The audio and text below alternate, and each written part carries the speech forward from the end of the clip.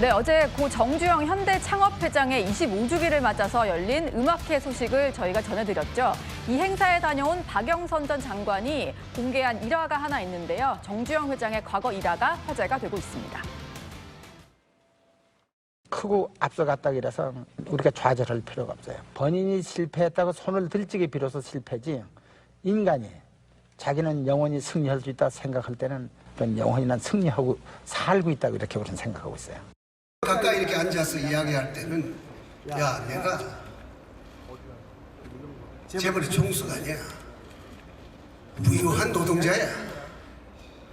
이렇게 평소에 말씀하시던 걸 저는 아직도 기억이 생생하게 느끼고 있습니다. 세계적인 기업의 총수였지만 늘 현장을 중시하는, 어쩌면 현장 책임자와 같은 그런 자세로 일을 해왔습니다. 예, 의원을 지냈던 박영선 전 중소벤처기업부 장관이 또 기자 출신이잖아요. 그러다 보니까 과거 기자 시절에 정주영 창업주를 단독으로 인터뷰를 한 적이 있었나 봅니다. 그러다 보니까 옆에서 이명박 전 대통령이 하나 거듭 말이 있나 본데요. 이 일화를 좀 허주연 변호사가 설명을 해주실까요? 네, 박영선 전 장관이 SNS에 올려서 또 화제가 되고 있는 정주영 회장과 이명박 전 대통령 간의 현대 메이트 같이 함께 일하던 그 시절의 일화인데요. 네. 천연 가스관을 도입하는 그 구상을 했었는데 수련회에서 이렇게 오는 비행기 안에서 예. 정주영 회장과 박영선 전 장관이 특별 인터뷰를 하게 될 기회를 가졌던 거예요. 그런데 이 비행기 퍼스트 클래스 옆자리에 타서 회장님한테 이렇게 인터뷰를 하는데 갑자기 옆에서 견제구를 굉장히 망설임 없이 훅 날리던 분이 계셨는데 그분이 바로 이명박 전 대통령이었다고 하는데 네.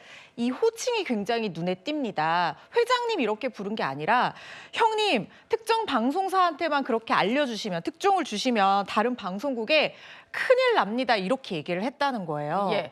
근데 평소에도 정주영 회장이 이명박 전 대통령의 어떤 직원이라든가 얘기들을 굉장히 귀 기울여 들었고 굉장히 아꼈기 때문에 초구속 승진도 시켜줬다고 하거든요. 근데 네. 이 두 사람이 그렇다고 하면 더 뭔가 회장님 할 법도 한데 나이 차이가 26살 차이가 나는데 형님 동생 호영호재할 정도로 가까운 사이였다는 겁니다. 예. 이런 일화를 소개를 하면서 더 화제가 된 건데 사실 두 사람이 정치적인 어떤 길을 걷게 되면서 노선이 좀 갈렸던 적도 있었지만 그래서 두 사람 갈등이 생겼다. 이제는 더 이상 한 배를 탈 수 없는 사이가 됐다. 이런 얘기들도 있었지만 마지막에 정주영 회장 돌아가셨을 때는 이명박 전 대통령이 가장 먼저 달려간 걸로 또 유명하거든요.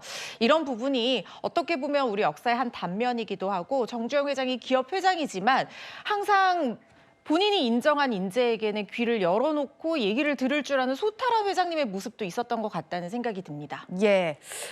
26살 차이이고 창업주와 CEO의 관계인데 이렇게 형님이라고 부른다는 것도 좀 놀라운 사실인 것 같은데요. 특히 한 방송사에만 사실 특종 주면 큰일 나기는 합니다. 박영선 장관이 큰 단독을 하셨지 않은가 싶은데요. 박영선 전 장관이 또 공개한 다른 일화가 하나 더 있습니다. 어제 이현종 위원님도 잠깐 말씀을 주신 건데 현대가가 새벽형 CEO 집안으로 상당히 유명한데 새벽에 모여서 늘 밥을 먹던 모습이 기억난다 이런 글을 남겼거든요. 구자영 부장님. 네. 기자들도 그때는 밥 먹는 장면을 좀 취재를 하러 갔었나 보네요. 그렇습니다.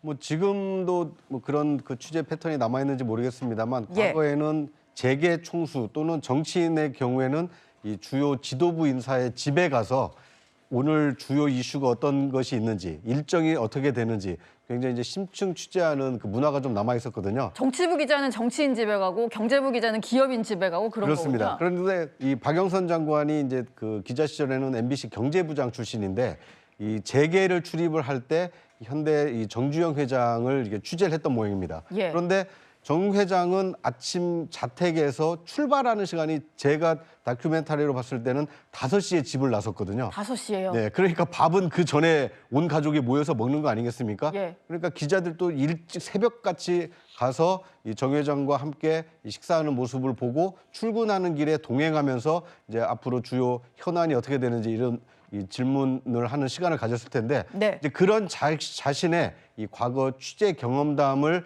그 상기시키면서 그때 손자였던 이 정의선 회장이 여전히 새벽형 CEO로서 이 현대그룹을 이끌고 있다 이런 회고를 남겨서 화제가 되고 있습니다. 예. 매일 새벽 5시에 아침 식사를 했다고 하고 그것을 본 박영선 전 장관의 일화가 있습니다. 특히 정주영 창업회장의 부인인 변중석 여사의 모습이 아직도 선하다 이런 얘기도 했고요. 구정영 부장님 말씀하신 대로 정의선 회장이 또 이런 것을 보고 자란 손자다 보니까 여전히 아침형 CEO로 유명한데요. 남혜연 기자께 좀 여쭤볼게요.